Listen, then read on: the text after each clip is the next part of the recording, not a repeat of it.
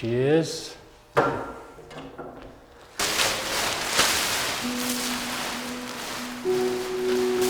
we go.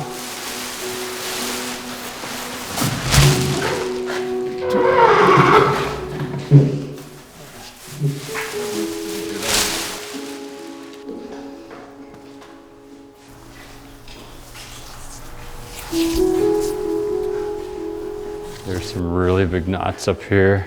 Bear's eye is gonna be right around here. We'll try to make it as light. We'll take as much wood off it so it's really light. Ooh, no less than 20. We need a centimeter on that. Looks good, should we cover it up? Yeah. That's the story we got here, is a bear cubs. We got Raven with the person in Raven's tail. And then we got a couple of kids up here in Raven's ears.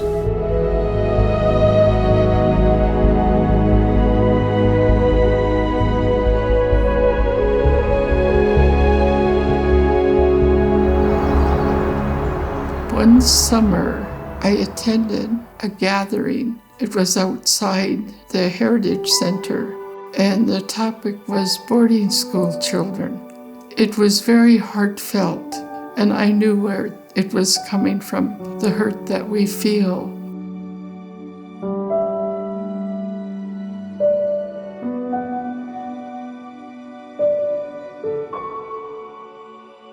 I said, you started a conversation that needs to continue until all of the children are brought home. There should never be a cemetery at a boarding school, ever. I said, I think this would be a great memorial park to have people come and honor boarding school children, the survivors that are going through the experiences that they have with their families. It made sense that a totem pole would tell the story.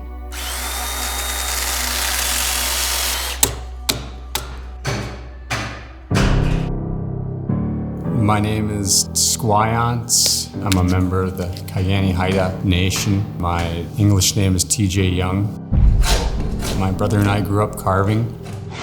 I think the totem pole, it documented our history, it documented our stories. It's such a beautiful art form. To be ancestors from these people who've seen the world in this way and depicted it in this way. Just to be part of that makes us proud to be Haida and proud to do what we do. First cuts are always good to get to because, the project's kind of going now. Everything we do is trying to keep on track with what our ancestors laid out. They've spent many, many, many hours perfecting that craft. We need to make sure that we uphold the level of art that they're trying to push 200 years ago,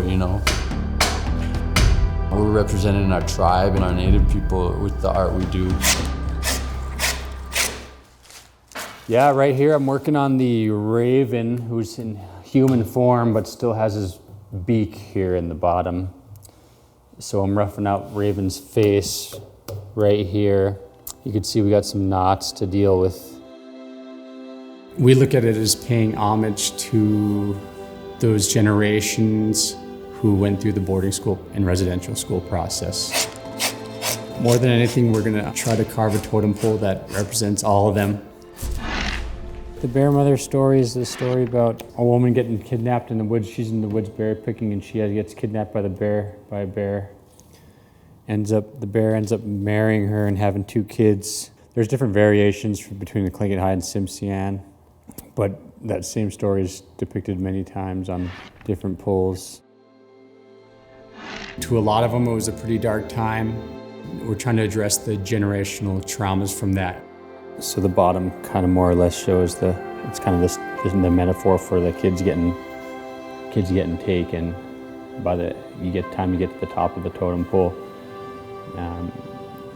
The kids are in much better hands in the first place with Raven. We're trying to get it from all angles and really tell a story and pay homage to these generations of they were just kids at the time who showed how resilient you can be. If they didn't make it through that, who knows where we would be. Our culture, who knows where we'd be. So we're just trying to pay our respects to them. Raven's still very much a part of the kids' future, and she's also going to have 2 children in her ears. Raven's taking care of them. Raven's protecting them. So that's kind of symbolic of our culture and how Raven was our culture hero.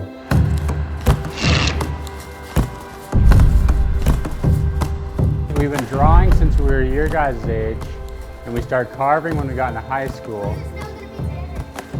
And now we're carving big totem poles. When we're finished with this one, and we're all done, we're gonna bring it over to the yard and raise it over there.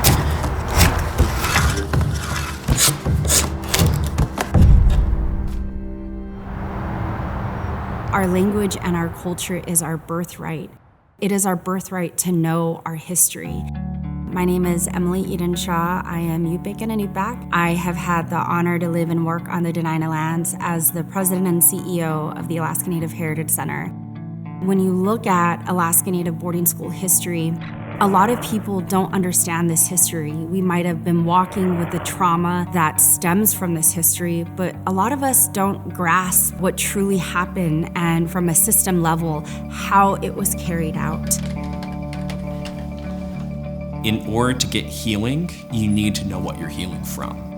And that only comes from truth. A big thing when looking into boarding schools is knowing that first off, like, there's very little information known or even being taught, and what information that has been taught is really kind of propaganda-ish. And so, yeah, a big part of what we're doing is actually interpreting this history and understanding it. We still don't know the complete story as to why these things happened, where they happened, and what are the continued effects. With the system and see if it works. A big part is looking and being able to reconstruct this history from the very get-go and figuring out where these ideas came from that created these boarding schools and really made it permissible for all these churches and the federal government to be able to do what they did. Really starting off with Intercetra at the very beginning, and then going and tracking down everything that led to the boarding schools here in Alaska. It's such a complex history. As the only statewide living organization that's dedicated to working with every single Alaska Native cultural group in this state, it is our responsibility to lead this work, to understand what happened to our people, because at the end of the day, we have a right to know. It's not until we know that full truth that you can find full justice. It's not about just getting to the point of healing, but to bring a healing that lets our peoples thrive. So she was always doing interesting things in her life, never sitting still. We've all been touched by boarding schools. There hasn't been a Native person that hasn't. My grandmother, Margaret Brown, was from Saxman. She was Sanyaquan, Eagle Clan. She attended Carlisle in Pennsylvania, the Carlisle Indian School. She was raised in Carlisle.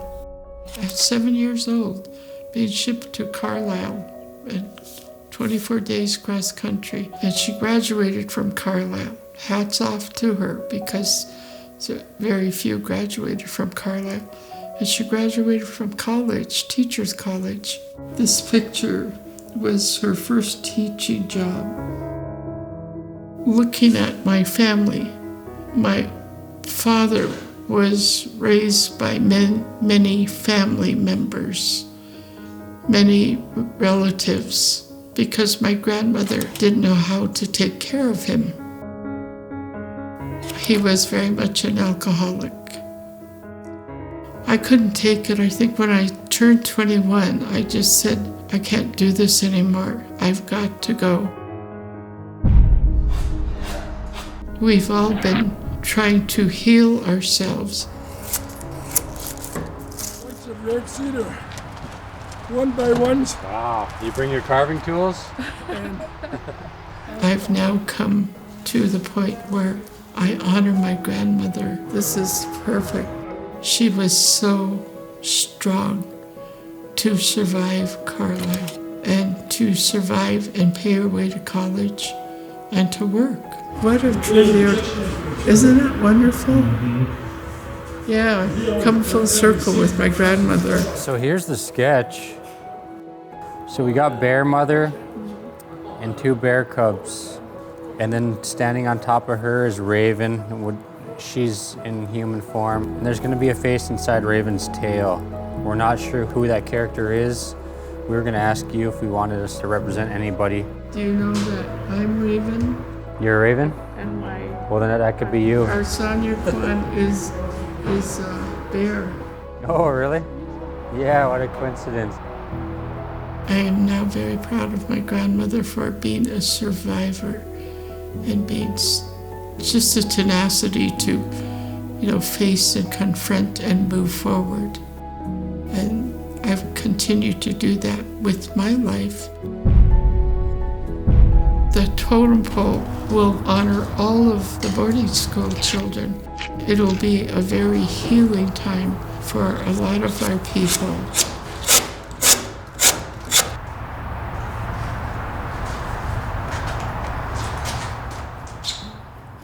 When you're carving like 5 inches away from it for a couple hours straight, you gotta step back for a bit. Yeah, just kind of have the ears will be matched up, but the humans might be, positioned a little different. One will be a female, one will be a male, a little boy and a little girl. Me and my brother, our current generation, we're actually living in a pretty privileged time compared to the last 100 years of our people. We didn't have a word for art. It was just in our everyday life. It's how we interacted with the world. I think it's how we paid homage to that little piece of the environment that helped sustain us for thousands of years. When you go back to European contact, when our tribe first started trading with the Spaniards and the English, our main thing was getting steel. And as soon as we start getting steel, we just flooded our villages with totem poles. There were some before. After we got steel, they just multiplied. We were always quick to use modern tools to preserve a traditional art form. We carved this for my grandma. This is our first totem pole. It's got an eagle and a beaver. And then this is supposed to represent my grandpa. He was a fisherman, kind of looking out into the bay, keeping an eye out. Our grandfather, his name was Claude Morrison. He was a well-respected elder and one of the last Haida speakers. He died in 2010 at 100 years old. He couldn't grow up to be a carver because it was, outlawed and discouraged. It wasn't an option. So I think for him to see us, his grandchildren, have that connection with the past artists, now we can start passing it on. Keep that legacy alive. I hope he'd be proud of us. I imagine he would be, so.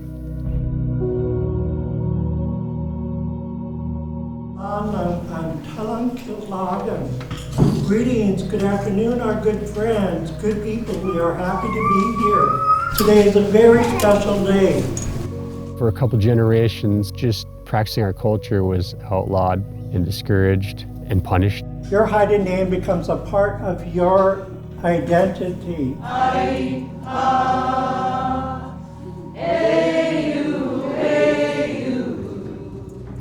Her Haida name is going to be Yakchanas Platska, meaning determined Yakchanas. So I'll say it, you'll repeat it, we'll do it 3 times and it'll be official. Yakchanas Platska. Congratulations, Taikanisi, you are officially named.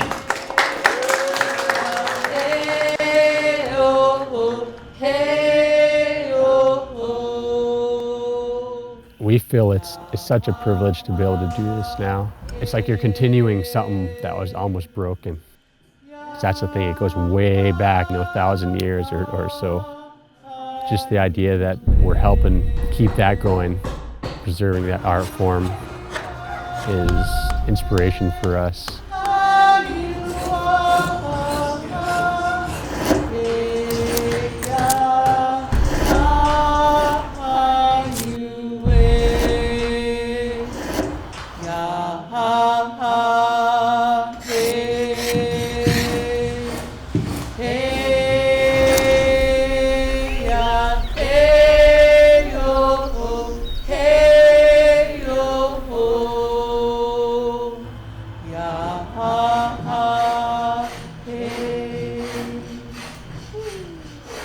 We called it a healing pole early on.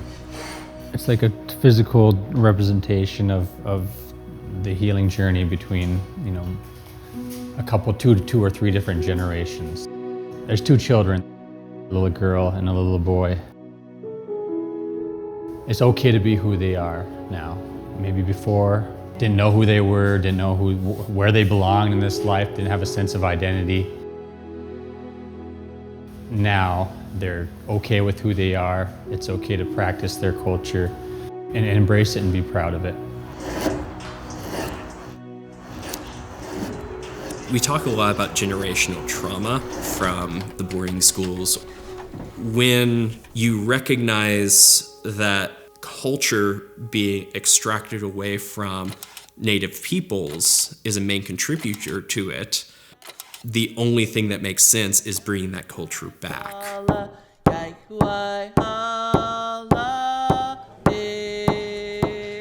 Not only in terms of events, but also it becoming your identity again. It also lets us know that we're never actually alone, because as Native peoples, community is everything. Whenever you have that community and that identity, that's where you see not only healing, but also wellness.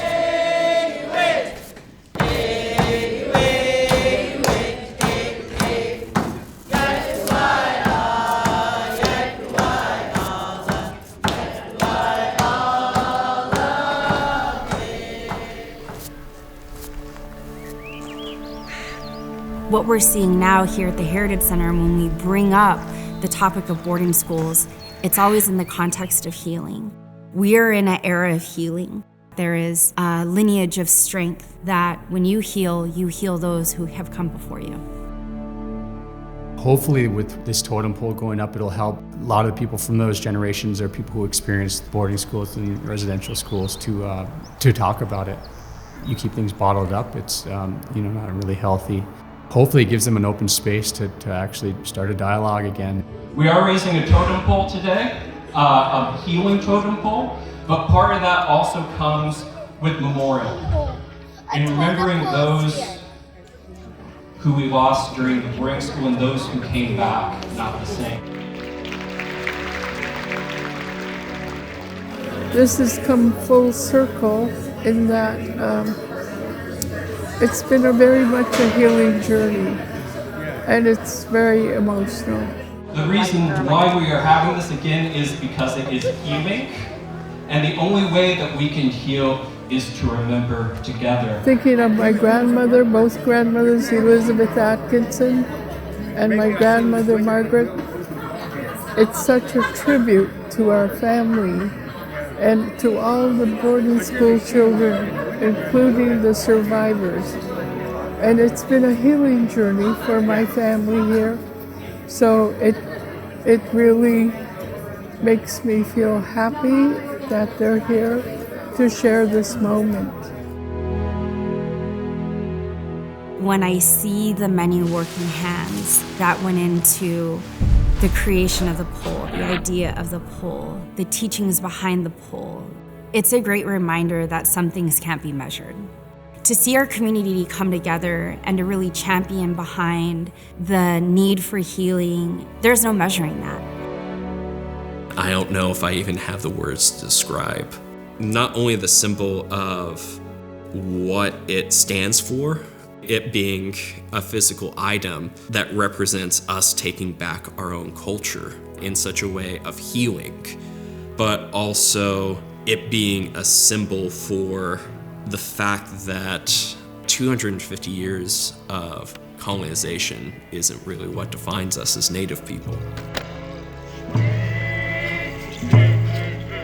We have tens of thousands of years of ancestors that are behind us, leading the way. Both my daughter and one of the carvers' daughter, they somehow broke away from the crowd and they just put their hands on the pole. These two little Haida babies just putting their hands on the pole. I just had this moment of, this is our kids' new normal. Being part of something that's just so beautiful. The work that we're doing here is generational.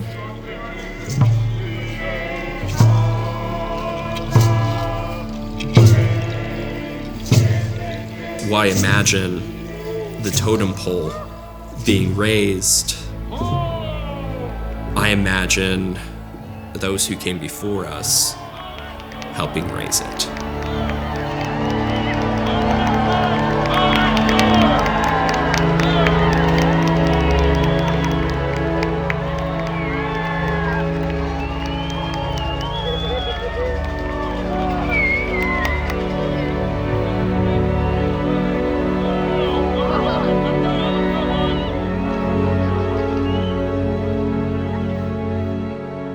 I can't think of a better way to honor them than to carve a totem pole that will be up for 120 years. Healing can happen, it is possible. This history that walks with us all, it's a part of our history, but it's not our entire story. And when we all come together, something larger than ourselves can happen.